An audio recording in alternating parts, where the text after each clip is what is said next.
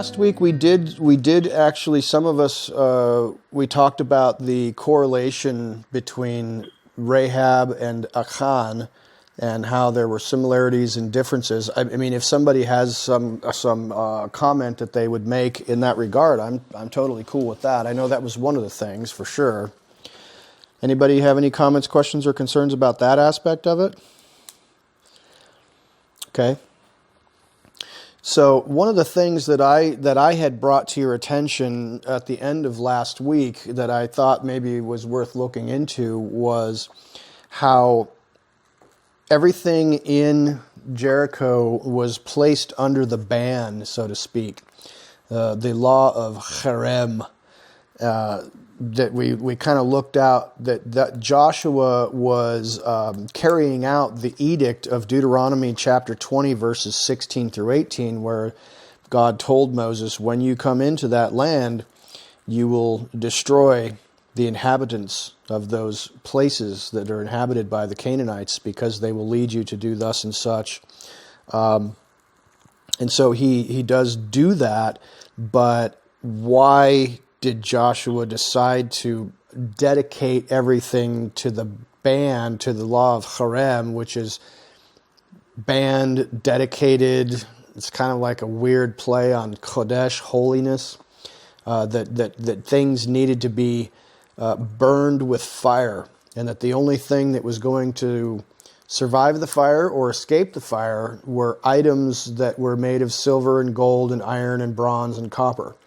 Which some of you mentioned reminded you of the statements from Paul, and I believe it was the book of 1 Corinthians, where he talks about if any man builds on the foundation of the Messiah with wood, hay, stubble, gold, precious things, that these works would be tested by fire.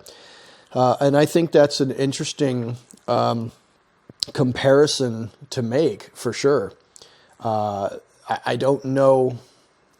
Is there anyone who would say, having thought about that maybe there is something to that idea, that the things in this town that are being spared are things that are that have some value and are durable, enduring things that you might look at what Paul mentioned as spiritually enduring things, and that. These precious metals from the town of Jericho might be symbolic of that in some way.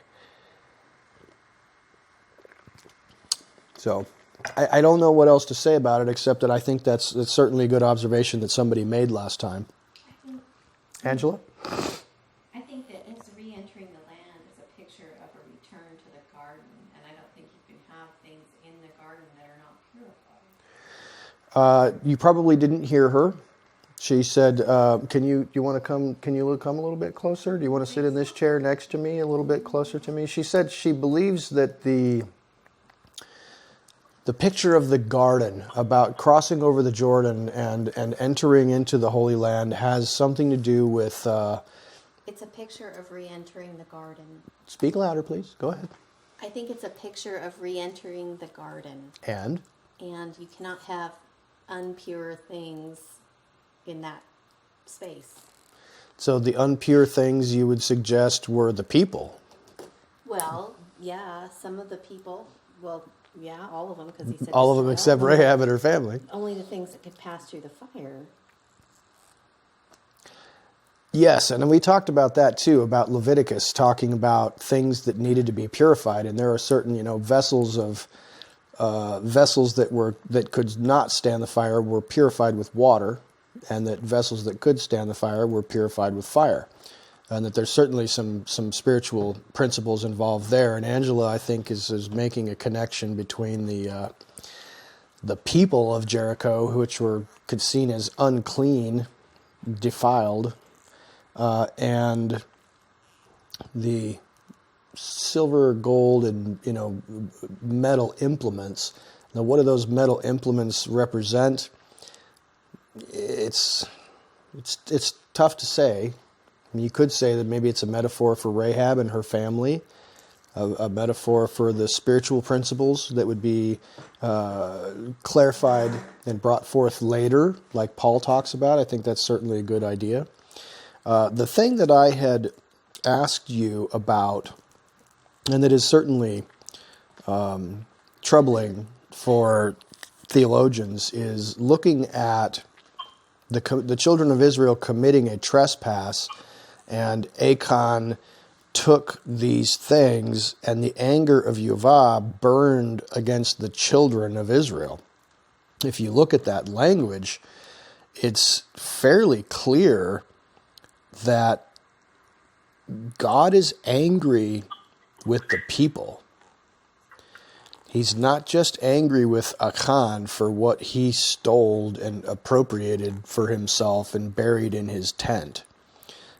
He definitely seems to be angry, God does, at the children of Israel. When you look at, Joshua going down on his face and falling before God and crying out and saying, "Oh man," and we'll deal with that in just a moment. But when God's response to him, and the way God talks about this, it says that he was furious with the Israelites right in verse 1. It talks about, and that there's no question about it, that God is angry at the Israelites. And that was the question that I asked you to ponder last week. What do you do with a statement like that? And there are several, at least 4 or 5 of them throughout this chapter that let you know in no uncertain terms that God is furious with the Israelites, not just Achan. What would you say about that? In what way? I know that our gut reaction is to say, that doesn't make any sense because God, that doesn't seem fair. Why would God be angry at the Israelites when only one person took the banned items and stole them and put them in his tent? Why would God be angry at everyone?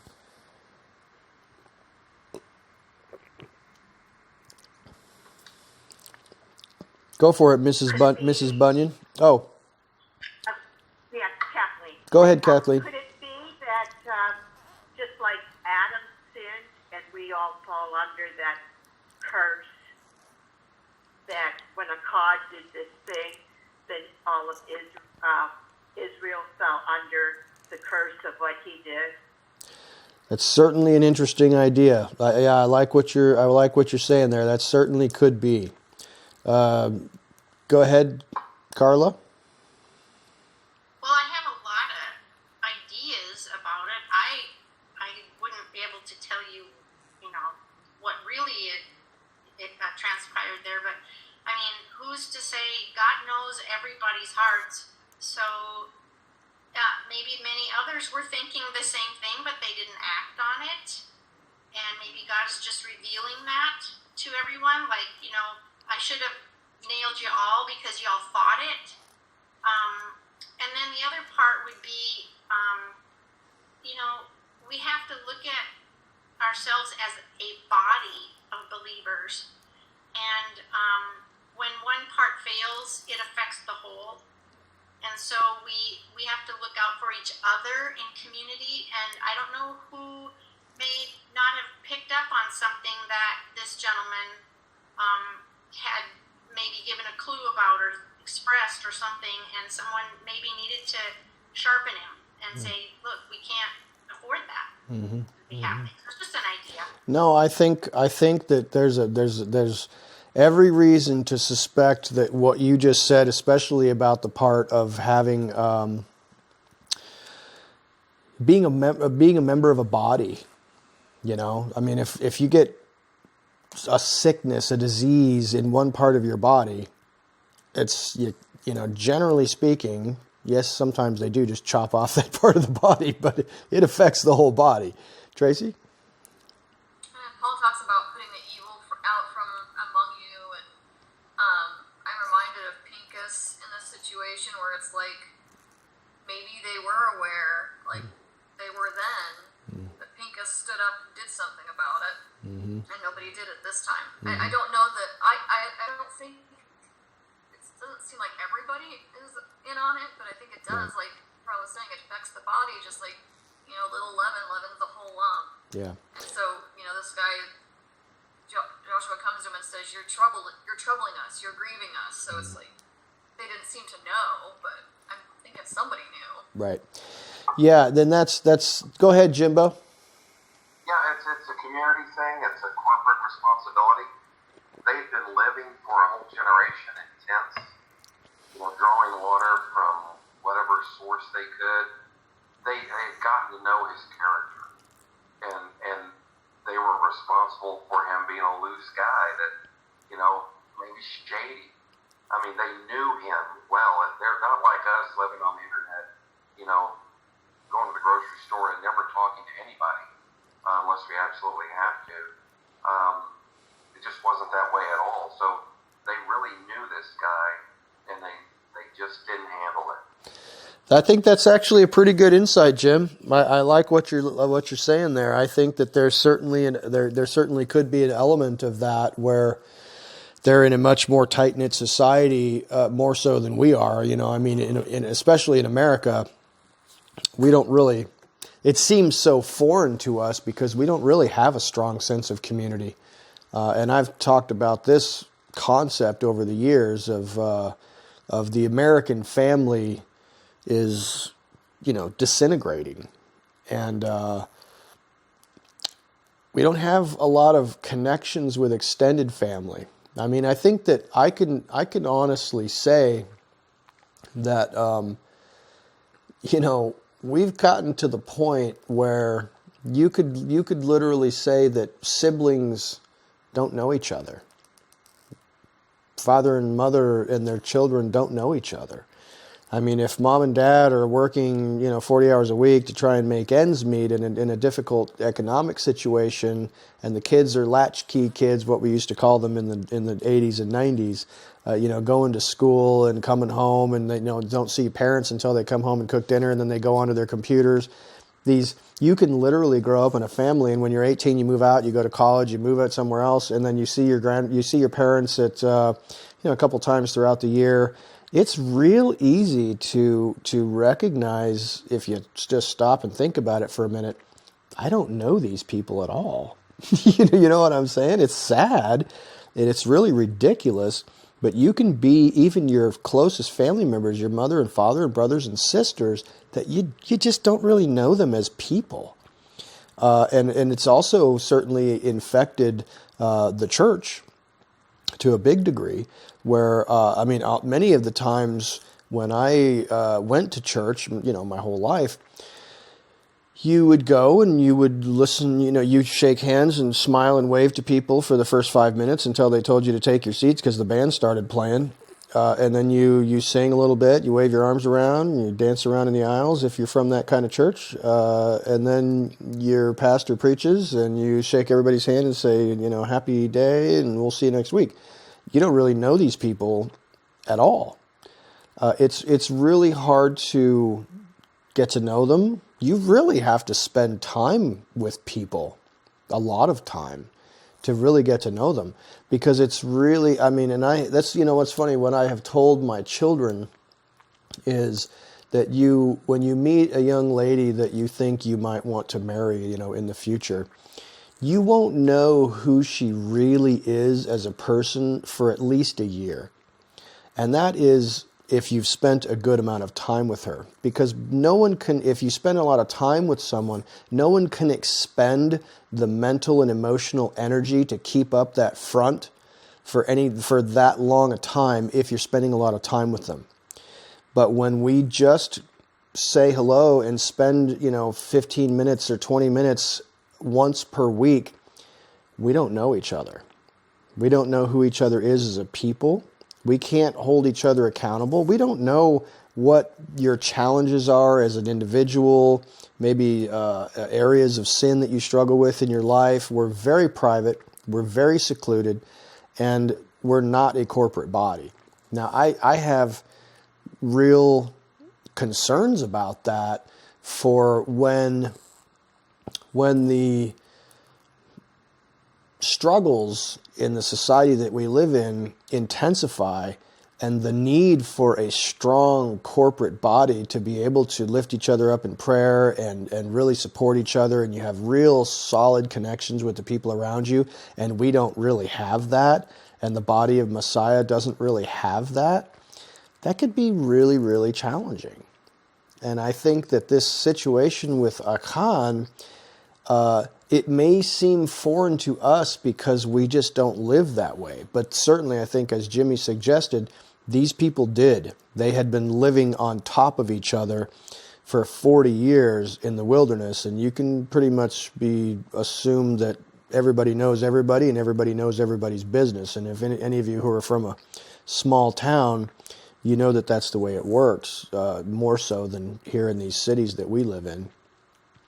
And it's certainly possible that these people, some of them, as Carla indicated, might have covetousness in their hearts, but they didn't actually express it. They had enough fear to suppress that covetousness, but it might have still been present. There's also the possibility that, certainly Achan's family, people have freaked out about that. You look at Achan's family was decimated. Now, it's likely, if you look at the what he stole, he couldn't have possibly hidden that from his family. His family knew about it, and they kept it secret, and they died too. What does that suggest to you for the body of Messiah today? Does it suggest anything? Angela? I was looking at the 3 things that he took, Yes. and if there's anything prophetic about what's going on here, or supposed to be informative about when Israel enters the land for real, well, not for real, but again, these things he took, it says a wedge of gold, and that word for wedge is the same as tongue of gold. And you've got to think of, the first place that word's used is with Babylon, the head of gold. And then you have the garment, which is the same word as what was covering Esau. So you have this Babylon kind of clue, you have this hairy garment beast kind of clue, and then you have the silver, which is also the word for money, just in general. And maybe it's just, maybe this is like also, in addition to several things, I'm sure, maybe one layer of this is that he's saying when you come back in the land, if you're coveting these things and trying to bring them in to this place that's connected to my garden, you're going to destroy yourself and everyone around you. Okay, that's an amazing insight. You have jumped ahead, and that's okay. It's okay. No, you jumped ahead, but that's delightful, and I'm glad you caught that because I asked. Isn't it? Oh, I did. No, I asked if you see implications for us in the relationship thing where we don't really know each other, and some people, holding each other accountable, being accountable for your brother. Am I my brother's keeper? Yes, you are. Are we responsible for one another? Are we members of one body? When one member is suffering, does it impact the other members? Well, in America's congregations, not a whole lot, because they don't really know each other that well, and they don't know what's going on in each other's lives. Maybe not. But Angela has brought up the next level, which, does anyone have any comment about what I have just spoken of before I jump ahead to what Angela was talking about? What's that look on your face, Carla? Just do it. Just do it. Say it. Speak it. Well, before you jump too far, it may not be exactly about that, but it's just I was very curious about his name. And because in Josephus, it says that his name was not Achan, but Har. So I wanted to know what that all meant. And when I looked up Har, it says the meaning of it is trouble. Yeah. And comes from the verb to disturb or to trouble. That's for Akar. But when I looked up Achan, that meaning meant serpent. very interesting. So just an FYI. Thank you. Absolutely. No, that's a great insight. And I think you can always learn things from people's names, place names. Absolutely. Absolutely. Anybody else? Okay. Well, I'm gonna touch briefly on what Angela was talking about. Well, before I do that, let me point this out.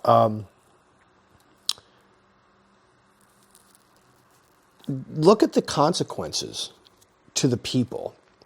Not only did God say that he was angry with Israel, Israel has sinned. Okay? He's extrapolating that from Achan to everyone in some way. As a result of this, the army is defeated. The whole army is defeated. Now, it's not the whole army. It's actually only 3,000 people, but that's the whole army that they sent against the men of Ai. 36 of these people die.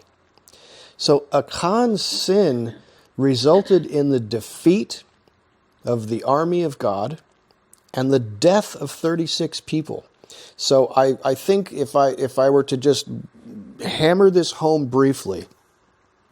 And maybe the people in the land aren't so afraid of them. Oh well, yeah. There's the side benefit is that the people in the land are perhaps not as afraid of them as they once were. That's one of Joshua's greatest concerns when he goes to complain before Yehovah. Tracy? When you said that, it just made me think about how we are like just in this country, for example. We've got a lot of believers in this country, but there are many among us who are doing things they shouldn't be doing. And we're all going to be held accountable in this land for the things that those people are doing. But, we're not going to be subject to the wrath of it. But I think this is kind of a good way to look at what's going on here, is that he's going to be angry with all of us because we're supposed to be occupying and we're supposed to be proclaiming his word and his kingdom on earth, and we're slacking. I agree with you 100%, and that's the thing that concerns me, is that there's probably a spiritual principle here that we're not seeing very clearly, and we may not understand as well as we perhaps should, and that there's a potential here that we could be in trouble more than we know and more than we'd like because we are not connected with one another. And I think, in our fellowship, if I'm asking you how you're doing, and my wife often calls me a human can opener because I pry into people's business. I might seem like if you feel like I'm prying into your business, it's because I am. It's because I am always curious about people, and I want to talk to them. I want to hear them. I'm really not that excited to talk to you about the weather, about politics, about your vacation, about things that don't matter. I like having conversations that matter, and that's what helps me to get to know you a little bit better. And it's tough though. Jerry or Gracie? Yeah, I just pretty much the same as some of the others have said, but to me, I think of the scripture I just lost it. And my brother's keeper, for one. Oh, the other one is to know what, to him who knows to do it right and doeth it not, to him who has sinned. Right. I misquoted that because it's gone out of my head. It was perfect before. No, I agree. That's the point of it is we are responsible to lovingly and scripturally and humbly correct each other when we see a problem, or at least go to the person and say, will you pray with me and see if I'm wrong on this, or if this is really something we need to work on. Otherwise, it's going to corrupt the whole bunch. Mm-hmm.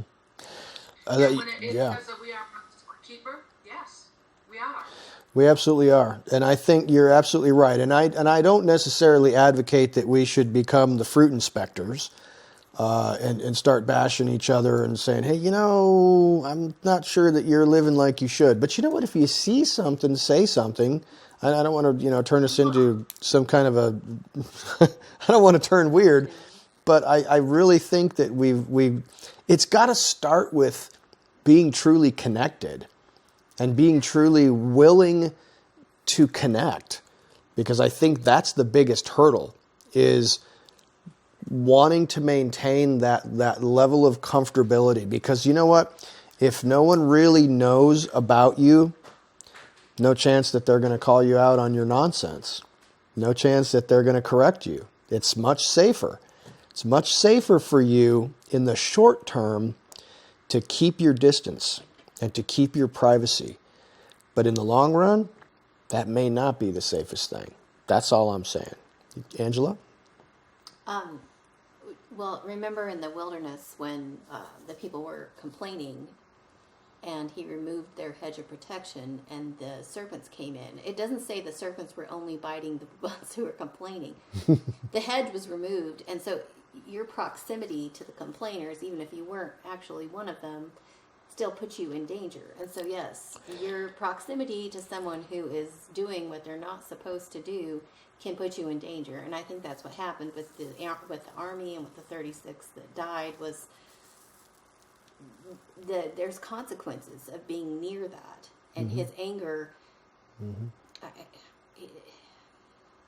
I don't know. You're right. There are consequences, just like when Korah rebelled against Moses, and God said, "Tell everyone to step back, get away from this guy and everything that he has, and anybody associated with him, or you will be taken down into Sheol with him." That's. I think you're all of you who have spoken about this are very much right, that this is dangerous territory. And I think one of the things is that you get a false sense of security by not really getting to know each other, and you get that sense of anonymity that you feel. It's probably a very false sense of security. And I think that, will God come and say, this body of mine is sickly and diseased, and hold someone, probably a whole lot of someones, accountable, saying, what did you do about it? I didn't. What was I supposed to do? You were supposed to care. You were supposed to talk to them. You were supposed to reach out. You were supposed to make yourself available. And my wife has told me that on several occasions, that one of the greatest things you can do as a true brother or sister is to make yourself available. It doesn't really cost you anything except for your time. Make yourself available. Go ahead, Carla. Along those lines, I thought, so let's just turn the tables here and think of you being the one that compromised the whole. And let's say that's your weakness. It's something that you are weak at. And it's embarrassing to say, I can't handle that kind of thing or whatever. God says to love your neighbor as yourself. So that's where it kicks in, where we have to care about people, and it's not judging them within their weakness. It's helping them, come alongside of them and lock shields with them to help them be overcomers, more than conquerors, etc. Yes. And that is such an amazing and brilliant insight, Carla. I really appreciate you sharing that. And I'm going to let Angela say a couple of things, because she's been doing some thinking and discussing with me about that very idea of locking shields, so to speak. Say hello, Beavis. Hello, everyone. My name is Beavis. Okay, Angela, I'm going to let you. Angela's got a couple of interesting things to say about the interlocking shield. Was there something I said last night? Yeah. If I don't say it, because I don't remember exactly. We talked. I'm going to sit here. I'm going to let you sit here for just a second. I don't want to be. No, you can look at the people can see you while you're talking. Well, we had we had a very long conversation last night, and I don't know exactly what he's talking about, but I've been I've been harping on this shields thing, so it was really interesting that Carla just said lock shields. Because, no, you don't need to get all permanent like that. I know, I'm just going to set it there. So you don't have to hold it. Well, I've been listening to some stuff online that if you would like a link to it, it's during the times we're in, it's very encouraging. It's very good. So if there's something you want to listen to, send Alan an email and I'll get a list of these messages. But it has changed my outlook on the way things are going down, and I can feel a sense of peace about the whole thing and almost excitement, believe it or not. But I've been thinking that it's how important it is for us to stick together, that there's no division among us, especially right now. We need to stick together. We can't let the enemy wants to divide.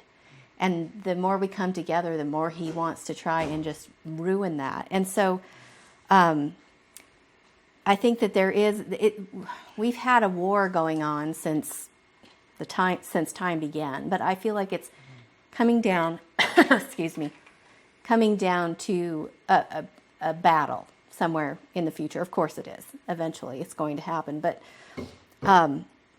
that I went back to this for some reason. Alan and I were talking, and there was a whole lot of stuff we said on the way there. And if I missed something, hopefully he'll remember it. But the idea of shields, and that if you look in, I think it's Galatians where he talks about the armor. And if we're about to go to battle and we need to stick together, we need to go ahead and get our armor on and maybe review what that armor is, what kind of war we're fighting, and how to do it.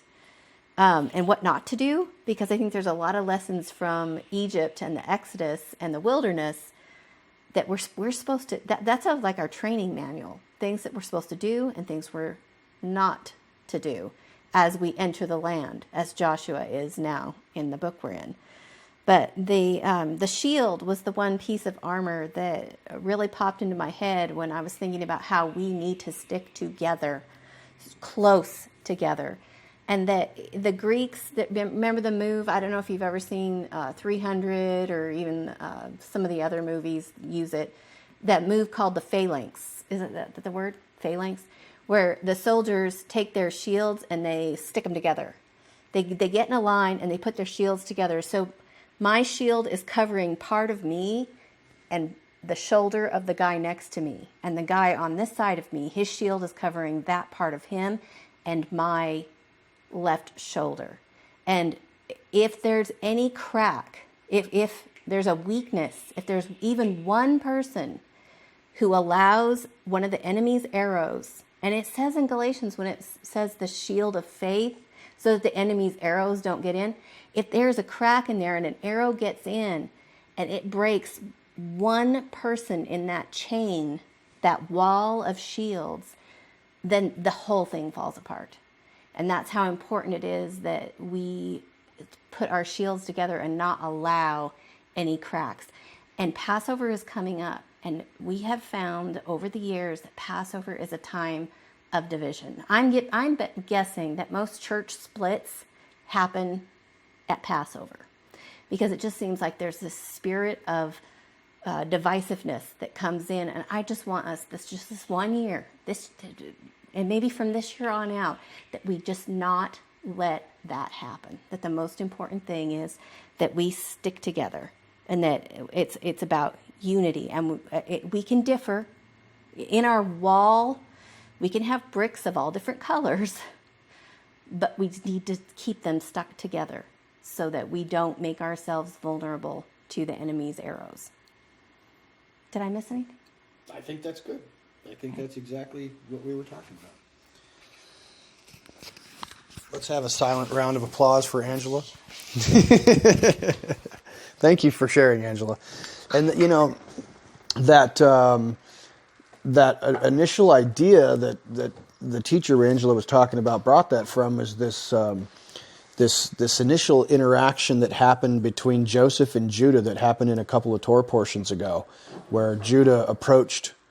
It says that he approached Joseph and said, allow me to speak. Vayigash is the Torah portion where he says, allow me to speak in the ear of my Lord. A word. Allow me to speak a word, a debar in your ear. And it says that he came close, and that closeness is actually a Hebrew word that is like the scales of a dragon that are impenetrable because they're overlapping each other. And it was an interesting discussion. But I think this portion that we're reading in chapter 7 really does, it's just been speaking to my heart about being connected to one another and truly being my brother's keeper and truly looking out for one another, praying for one another, getting to know one another, relying on one another, being willing to be vulnerable, being willing to make yourself available to the people around you. And I hope that we'll do that. I mean, I know, as Angela said, Passover's coming up, and you guys know, if you've been around here for any length of time, that she's absolutely right. Passover brings out the crazy in all of us, and so we need to be dedicated, fiercely dedicated to one another. That's one of the things I forgot a moment ago that I was going to bring up is the danger in really getting to know each other is that you won't like each other. And you know what? Frankly, that's okay. You don't have to like each other. You just have to love each other. That is okay. Because there are, when you get to know someone, there's a real good chance that you're going to see some things you don't like. In fact, it's guaranteed. When you really get to know someone, you learn the things that irritate you. But being able to get past those things and love each other in spite of those peccadillos, that's where the real relationship begins. That's where the real relationship begins. But you can't even get there unless you break down those barriers. And I hope that in the coming year, we'll be able to maybe break down some of those barriers and get to know each other even more and really begin to rely on each other and pray for each other and support each other even more. Mrs. Bunyan, would you like to say something, or are you just touching the computer?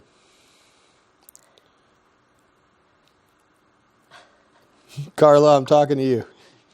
I know. I'm just trying to read things because I can't see very good. I'm sorry. No, it's okay. Whenever I see you approaching the computer, I think you're ready to say something. Okay, yeah, someone typed a message. I don't know what it was, but it sounded like Bill Cloud said, it's real easy to love your neighbor as yourself until your neighbor disagrees with you. Yeah, absolutely. That's a great point.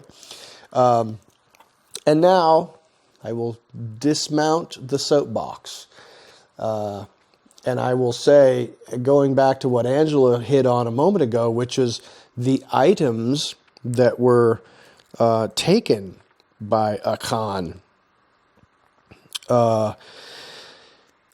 In verses 21 and right around that area, talking about the things that Achan coveted. Those very interesting things here. Yeah, Angela talked about a wedge of gold, the Hebrew word there also meaning the tongue. It's a curious idea, mentions that is first referenced in Genesis 25 approximately. 10, excuse me, 10, yes.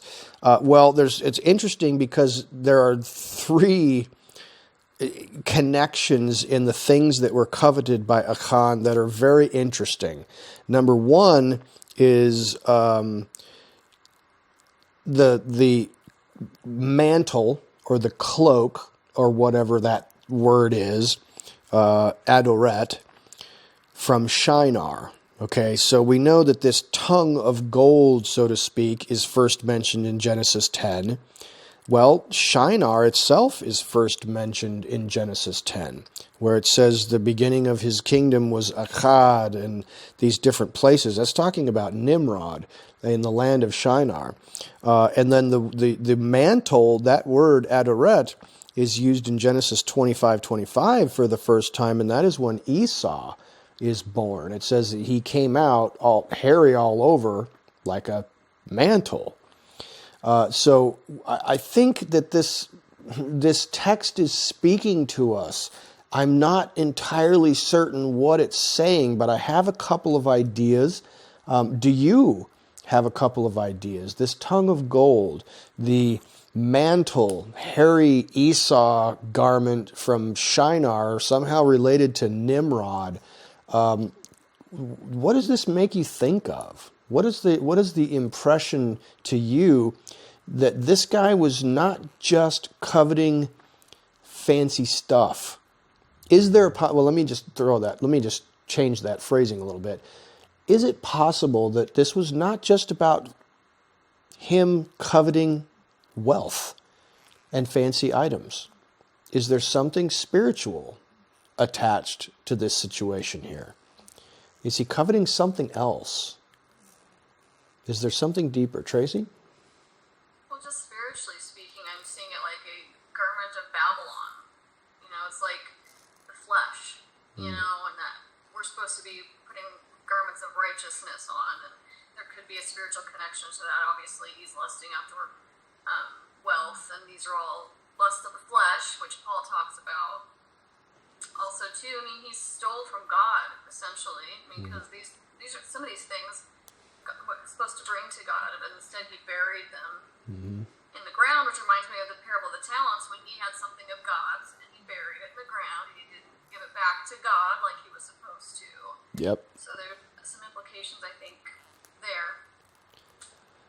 Yeah. Does it also remind you of Ananias and Sapphira? Yes, this is from the chapter 4, I think it is, 4 or 6 of the book of Acts.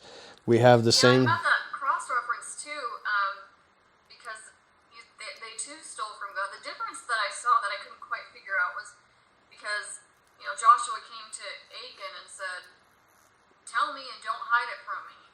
And he told him. Whereas the other two in Acts were like, "No, that's... and they hid it still, and then they were struck dead as well. So Yep. Yeah, there's certainly some key differences, but there's some key similarities as well. These are things that had been dedicated to God that someone took for themselves, and that is, they came under the ban, and both of them died. I think there's definitely some spiritual overtones here. I'm not certain about what it is. You can speculate, and I'm certain that we will. But the land of Shinar and Nimrod, I look at Nimrod, enslaving people to build bricks. I know that some people the rabbis have talked about Nimrod as this first empire builder who was basically emphasizing the importance of the state, the world system over the individual. That the corporate body was more important than the individual, which, do you think, interestingly enough, is exactly the opposite of what we have just been talking about? Yeah, the North Korean People's Republic, I'm assuming that's what Daryl is talking about. But, it's interesting that we've been talking about how... Go ahead, Daryl, was that what you meant? It's narcissistic personality disorder. Thank you, sir. No, I think, we've been talking about making sure that we need to humble ourselves as individuals and come together as a community, but Nimrod seemed to be pushing down the people and raising up the community, but in a very, very different way.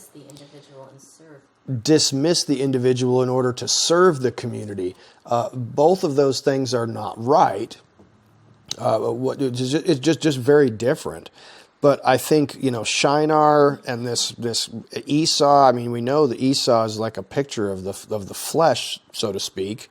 But Yeah, I think somehow there's like, is there potentially some type of idolatry in the heart of Achan, that he's lusting after Babylon and the sins of Esau? I don't know. Carla? Just as we're talking, something occurred to me in my memory, and I'm asking for help on this to see if anyone else has heard it. But in some of the other biblical, and they aren't in the Bible now, they used to be in the writings, other writings, historical writings.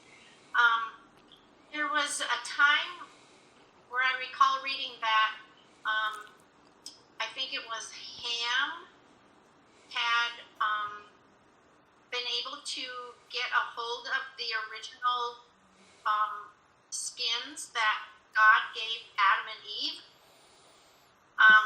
And this made me think of that because if I recall in some of those extra biblical books that they were seen as something that had power, and people wanted them, and they were passed down. And I just wonder if Nimrod had those at some point, and if this, I mean, I just thought of that while I'm Yeah, reading that's this tonight. If somewhere.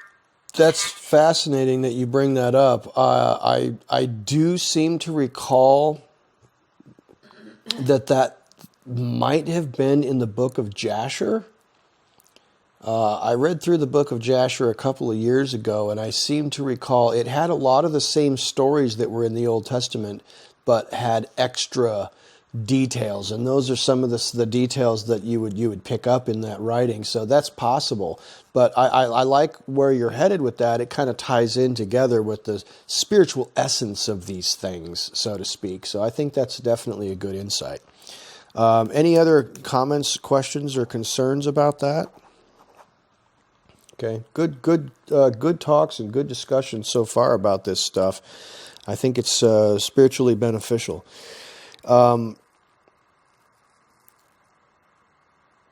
Note that in 7:7 through 7:15 we get this Joshua's response to the catastrophe, and I feel like what I am going to do is actually read that because it's kind of important. So I'm gonna share my screen with you. While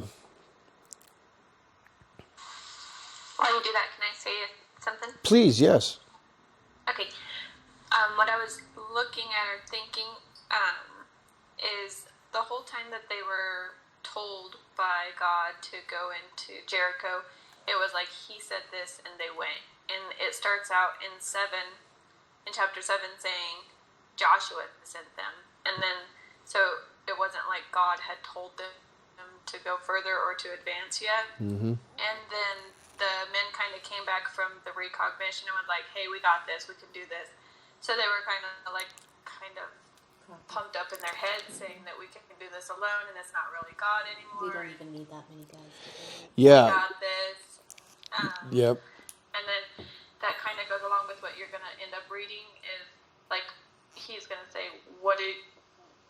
your great name. What are you going to do to defend your great name because we've slandered it, essentially? Yeah, absolutely. That's a great insight. Thank you so much for for bringing that up. I think that several of the commentaries that I read over the last 2 weeks talked about how, they didn't receive any direct instruction from God about how they were supposed to handle the people of Ai. They took it upon themselves, that they seem to have forgotten that it was entirely God who gave them victory over Jericho. In fact, they didn't do much. I mean, they marched around and blew some trumpets and yelled, and the whole place collapsed, and I'm sure the people were shocked and dismayed and terrified, and they put them to death rather suddenly. But yes, it does appear that there's some cockiness here, that it's like, oh yeah, there's not very many people there. I mean, it tells us in the later chapters that there were 12,000 from Ai who were killed, and was 3,000 people sufficient?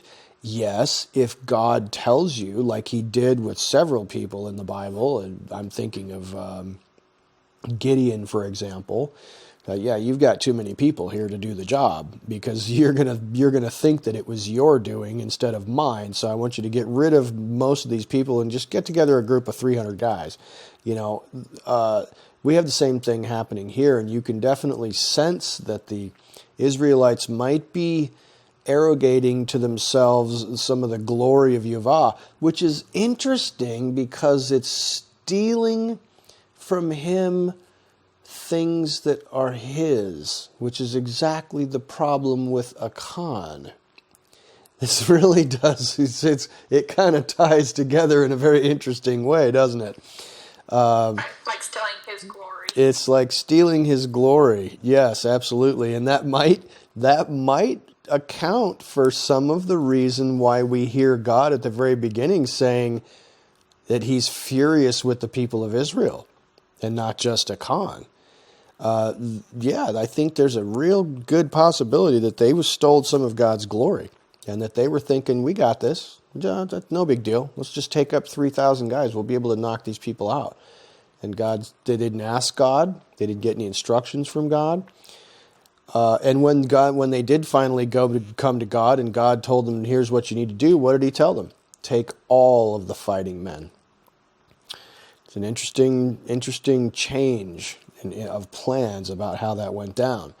But let me read for you briefly this little section here starting in Joshua 7:7, where it's talking about how Joshua reacts to this. It says, Joshua said, "Alas, O Adonai Yehovah, why did you ever bring this people over the Jordan only to deliver us into the hand of the Amorites to destroy us?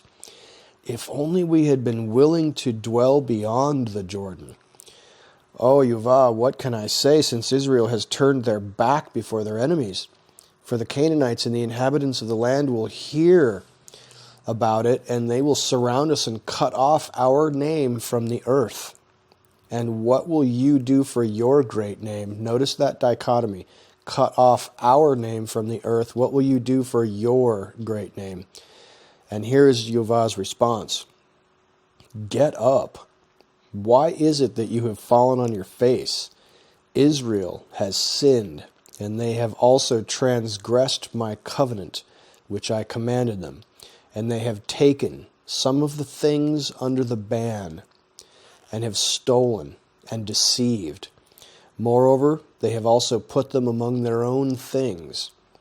This is why the sons of Israel cannot stand before their enemies. They turn their back before their enemies, for they have become accursed. They have become cherem.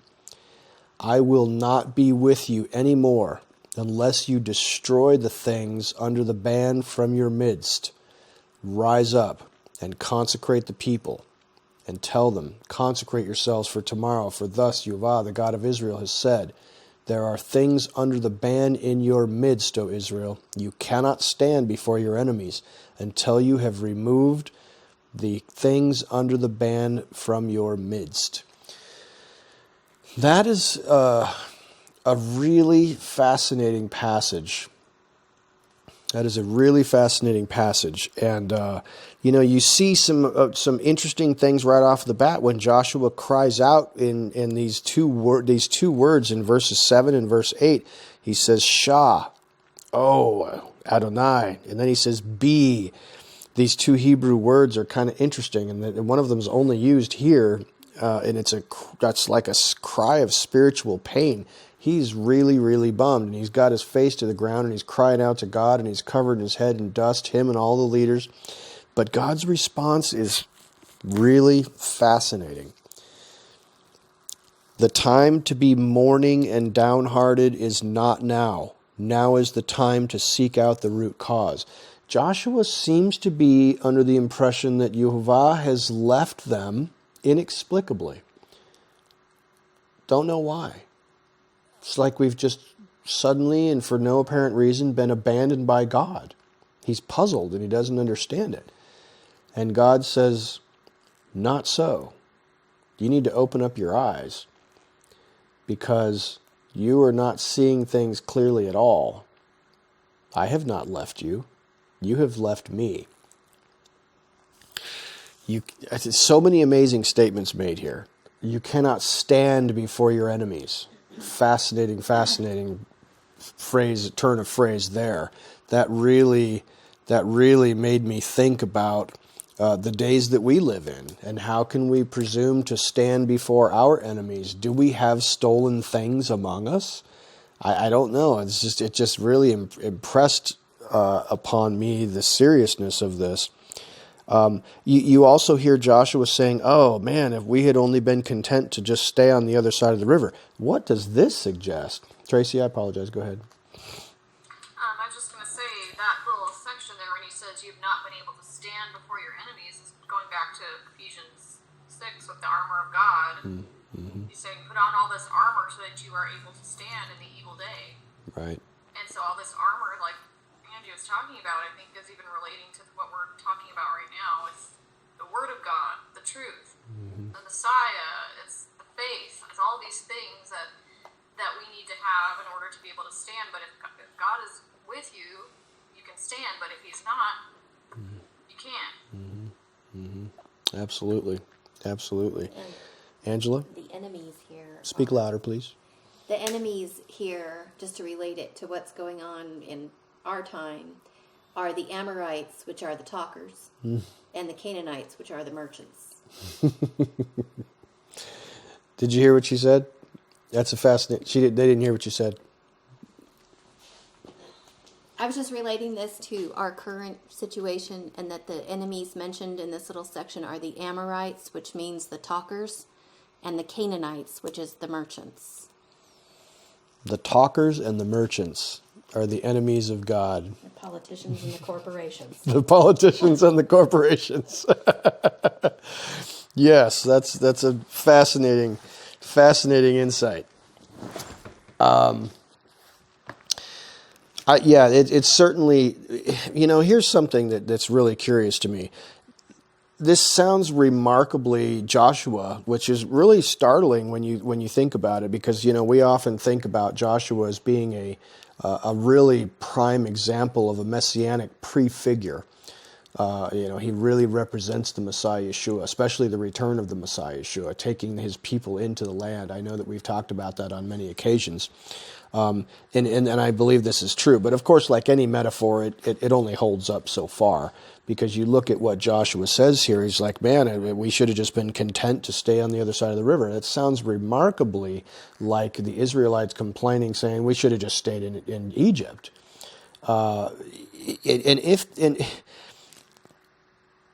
What's curious to me about that is that if we were to, I don't know that I want to lump Joshua in with everybody. My gut instinct is to not lump Joshua in with everybody and say, no, he's a man of faith. He's just confused. He doesn't understand what has happened here.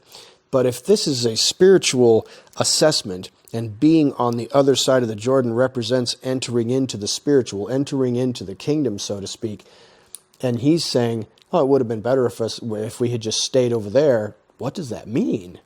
Tracy? I was thinking of it as, how the Reubenites and the half tribe of Manasseh and someone else decided they wanted to stay on that side before they crossed over. We'll still come fight with you, but we want to reside over here. Like maybe it's just maybe we should have lived over there too. If that's how this is going to be.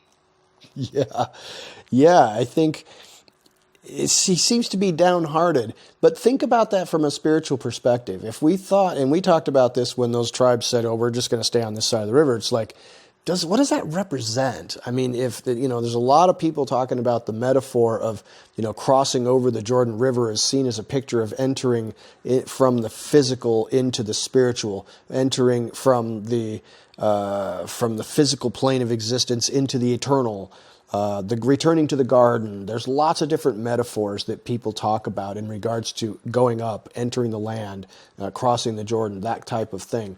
And if, what we talked about that before, what does that mean that these people would rather just stay on the other side? What does it mean now when Joshua says it might have been better for us if we had just stayed on the other side?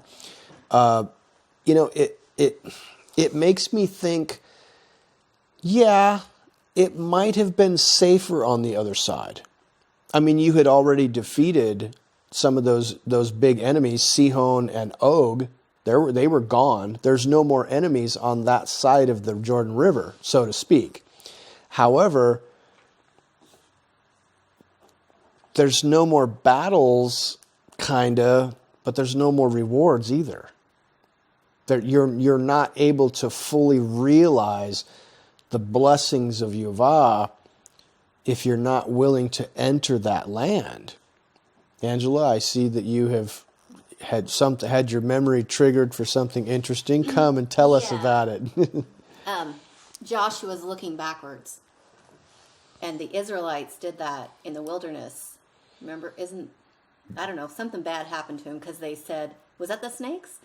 When they said, that we had stayed in Egypt. And yeah, that happened 2 or 3 times. They said that, yeah. They're looking backwards. And then what is the warning he gives us? Don't be remember Lot's wife? And what does she do? She looked backwards. She looked backwards. So no, this is not the time to be looking backwards. Get up. It's time to fight. How would you relate that to now? Would you relate that to now? Don't look backwards. Don't wait for the day when everything gets back to normal. That's not what we're not here to lament and complain and throw hissy fits about how things are inconvenient, or maybe they'll even get more than inconvenient. We're here to look forward to what's coming. You know, I got to tell you, that makes a lot of sense to me. And I see some people out there in the audience nodding their heads, and I'm going to go ahead and nod my head, because I can very much see a propensity in myself, and perhaps many of you also, to just be kind of clinging to the hope somewhere in the back of your mind that the situation, notice my fancy air quotes, the situation is going to go back to normal. That America will once again regain its sanity. That COVID will go away, and maybe the economy will improve, and maybe the Democrats won't do crazy things, and whatever. And we might be clinging to some hope that things are going to go back to normal. And Angela's saying that might be looking back. That might be looking back at Egypt and saying, gosh, it would sure to be nice if we could. And, I think unfortunately also, those of us who are constitutionalists, so to speak, we might look back at the glory days, the founding fathers, and those days back in the 40s and 50s of, America as Mayberry, thinking, man, in those days, the homosexuals stayed in the closet, and, things were, it was mom and pop and apple pie and baseball, and things were just better, and we're longing for those glory days, and yet America just keeps marching forward into devastation and destruction and stupidity, and it is necessary for the kingdom of God to come in this way. And are we going to be found somewhere along the path here looking back like Lot's wife and saying, gosh, if we could just go back to Mayberry, everything would be okay? That's putting our faith in the world system. Somehow think that there's a system that will fix it, that this system will fix itself. And that is not a good shield. Our shield is faith, but not faith in the world system. It's not in the items that you covet from Jericho. Our faith is in God and what He's got in store. And it's going to be really good. It's very exciting. We may have to put up with some stuff along the journey. Keep in mind, for those of you who have young people in your lives, keep in mind that they need encouragement, I think, because, we've lived a lot of our lives, and they're just getting started, and they might have had some expectations about the way things will be, and now it's so uncertain, and the future, I don't think they know what to think or how to plan, or I know that I hear my own son talking, and there's almost kind of a cynicism or it could almost slip into hopelessness, and they really need our encouragement, and they need to see us being positive about this, that things are happening, and this is good. This is justice, and it's going to be a little uncomfortable, just like the first 3 plagues in Egypt. were uncomfortable for everybody. The Nile turned to blood. The world system was revealed as being death. The frogs came out. Frogs represent the lies. The lies are exposed. They're heaped up in piles that start to stink, and then the swarms appear. But then after that, the Israelites are separated. As long as they follow his instructions, they are separated from the remaining 7 judgments coming. And if they had known how that would work out, we already do. We know how it's going to work out. We know it's going to go great. And so we can have such a much better attitude than they did. We could. We could. We could. But we have to choose that. Or we could look back. That's faith. We could look back at the state that America's in and wish that it were different and place our hope there, which is a bad idea. Kendra, I apologize. I'd like to have you say something. That's okay. I was going to say, I don't know about other people, but for myself, I know I get very complacent in where I am, and even though it's an uncomfortable situation in relationships or otherwise, it's almost like it's a known uncomfortable, and I'm okay with that, but the unknown and having faith to walk that out is scarier than what you're facing, and that's discomfortable. I could not agree with you more, and someone long ago told me that, we are okay with the taskmaster beating us with his whip because it's comfortable and we know it. It's familiar. We're willing to put up with so much just because it's familiar. It's the unknown that frightens us more than anything. Right, and whenever she was saying that, like, the first thing that popped in my mind was, like, make America great again. And it's like we're looking back, we're constantly trying to pull the past up with us. Yeah. Instead of having faith that God has so much bigger and greater plans for us and ahead of us. Yes, absolutely. Tracy? I want to say something else, but just regarding what you said, it's like describing an abusive relationship, where it's like that's why people stay in abusive relationships, because that's what's comfortable, that's what they know, and it's scarier out there. Yes. I've kind of likened it to developing like a Stockholm syndrome. It's like we've got this idea of like, I like this captivity. I like this one that's holding me hostage. Yep. Somehow we find that we have a affection for it when it's misplaced. But what I was gonna say is that, looking at the way things are going now, and like Angie was saying, it is exciting, because when you think about the whole like birth travailing metaphor, that a child would stay in that womb as long as they could. It's nice and warm and dark, and until it starts to get real uncomfortable, and now it's like, okay, I gotta get out of here. Yeah. And so that's kind of what we're dealing with, and that we're waiting. All of creation is waiting for this birth and the revelation of the sons of God. So this uncomfortable thing that we're going through is actually a good thing, and all this sorrow and crap is not going to be remembered, because it's all going to be forgotten at the other side of it. We have to be willing to embrace the mystery. And let that be your guiding principle moving forward. Embrace the mysterious that is ahead of us. Do not be afraid. Yeah, definitely. It's been a very challenging but encouraging word for this evening. And it's not just for me, but from Angela and from you guys sharing too. And that's what I love about our fellowship, is being able to just say something, and somebody says a word and it makes somebody think of something else, and they throw it out there, and that's just it's amazing to see and to be involved in, and I appreciate it very much. I want to ask you a question, and then you can share your ideas or thoughts about this. And I was just curious about this. I don't know that I have the answer, but I want to read for you, and this I have termed this future learning from this episode. And if this book is a prophetic shadow picture of the return of the Messiah, what might this episode represent? I have some thoughts on that. This is Kathleen. Please. Okay, as I look at 21 through 26, what I'm getting out of this is the picture of Mystery Babylon, where we have the garment of Shinar, all the wealth, the money, the power, weapons. I mean, it might be a weapon, the Wedge of Gold.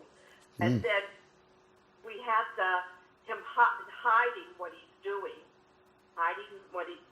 it's not out in the open, it's secret. And when he buries everything in the ground.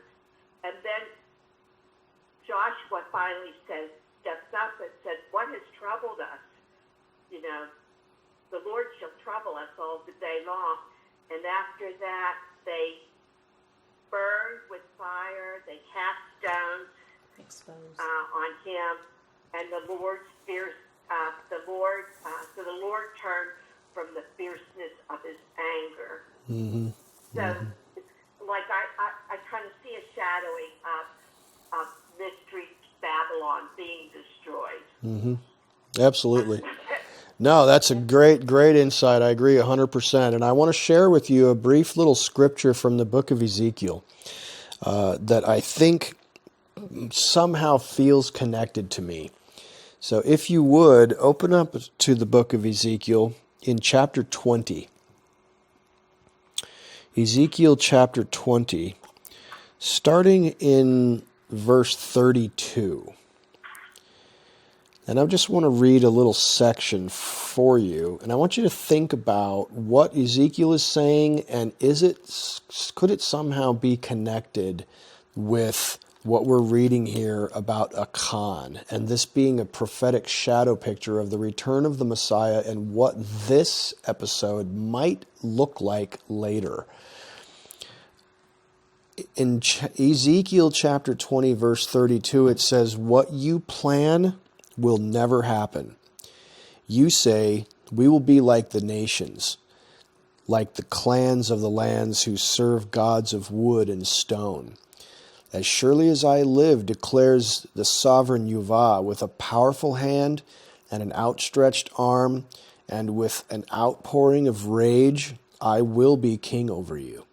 I will bring you out from the nations, and will gather you from the lands where you are scattered, with a powerful hand and an outstretched arm, and with an outpouring of rage.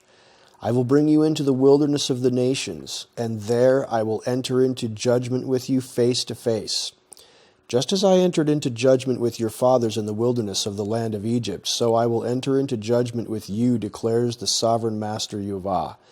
I will make you pass under the shepherd's staff, and I will bring you into the bond of the covenant.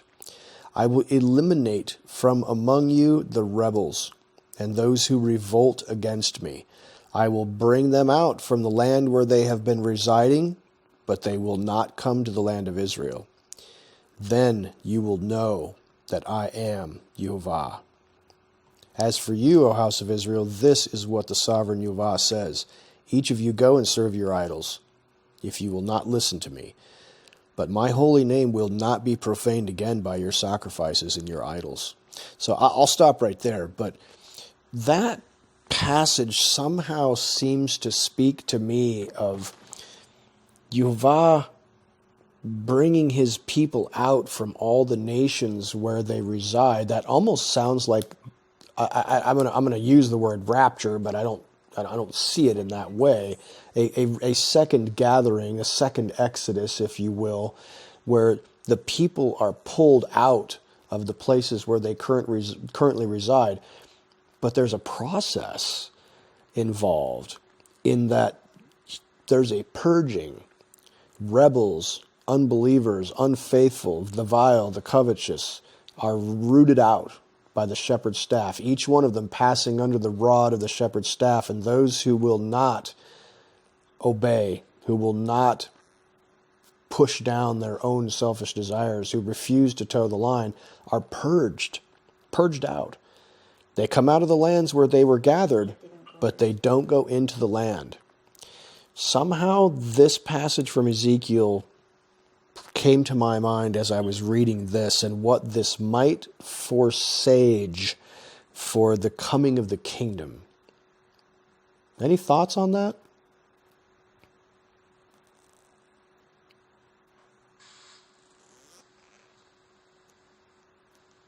Kendra, you're ready? Yeah, I was kind of trying to get my thoughts together. I know that lately, like for the last 6 months, like his holy name has really been on my heart. And so like as you read through all of the Torah and into it, like his whole purpose is to make his name known.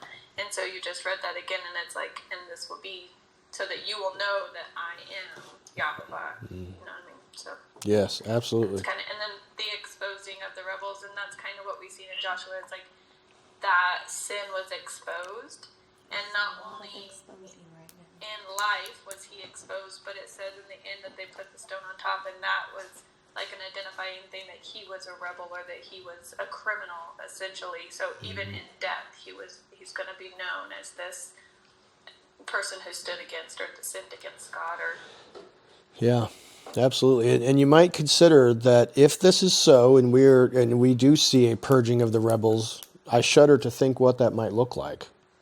But be on the lookout. Watch out for the people around you, for people who are quote unquote followers of God.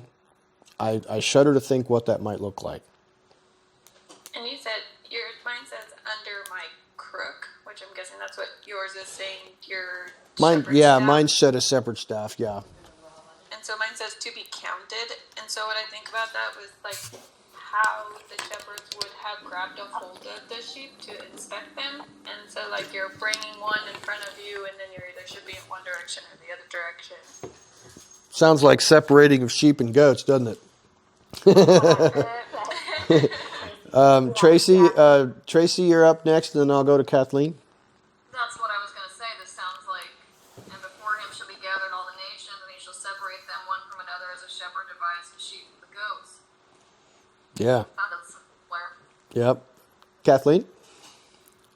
I had the same thought at the same time. So there's a witness of three here. It must be so. It's separating the sheep from the goats. So. Yeah, absolutely. What's interesting is I think that many of us, throughout maybe, older times that we've been thinking about these things, is you think of sheep and goats as believers and unbelievers. But when you look at it in a certain different light, it's like true believers and fake believers, perhaps. Yeah, goats are more stubborn and wily than sheep. Yeah, so that's an interesting insight. That's all I want to leave you with, Kendra. I was going to say it also is going to separate the sheep's and wolf clothing too. Sure. Yeah, absolutely. Anybody else have any comments? Carla, go ahead. Just an observation in those scriptures you read, because it talks about him with the mighty hand and outstretched arm, but the thing that is maybe more unusual to hear is with wrath poured out. He says that multiple times there. Mm-hmm. And then I think of the bowls of wrath in Revelation. I mean, it's not, even that separation is going to have wrath associated with it. And you have to be willing to, I don't know that means that like necessarily against those people, but you will see it if you don't experience it. Fair enough. I think that's good insight. Yeah, absolutely. Well, that's it, folks.